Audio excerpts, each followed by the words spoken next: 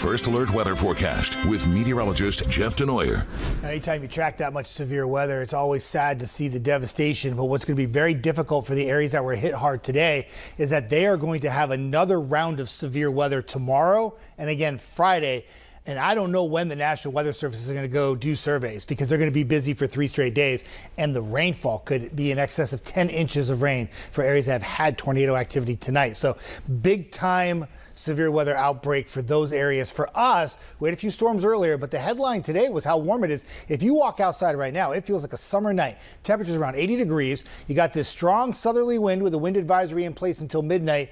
And the sustained winds are still anywhere between 10 to 20 miles an hour. It's that strong southerly flow that brought a little humidity into the air today. And a lot of you at like 3, 4 o'clock were telling me on social media, it feels like storms, like it's humid outside.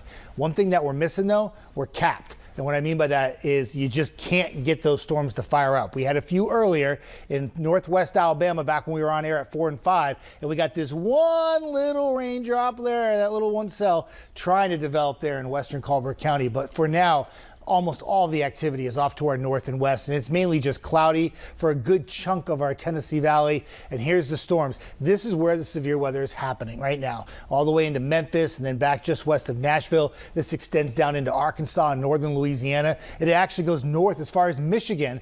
As this frontal boundary, you would think it's making it closer to the area tonight, and it's going to pack a punch by morning, right? Doesn't quite work that way. This front is really shy, and it doesn't want to come to the Tennessee Valley. It wants to stop right about here and then just stay. And what happens, it keeps this line of storms at bay to our north and west for the majority of tonight and tomorrow. The only exception will be is if a few little isolated storms preceding the line clip far northwestern zones tonight. I don't think that's the case. I think most of us will stay dry. And this graphic will verify that. This is your next weather maker. Tonight, 10 p.m. Where's all the activity? There it is, off to the west, right? Watch what happens when it gets closer to the area. It literally hits the brakes as soon as it gets into our area. So by 4, 5, 6 o'clock, those storms are so close, and then they lift back to the north. If you live in Florence or the Shoals and you look north, late tonight, tomorrow morning, you'll probably see some lightning. It's going to be that close. And then the storms lift so far north tomorrow that besides an isolated shower or storm for areas north and west, it's mainly a dry day, and we're just dealing with a little bit of cloud cover. So weekend forecast, that's when the front finally gets here. Not tonight, not tomorrow, not Friday, and not really Saturday. It's more like Saturday night into Sunday.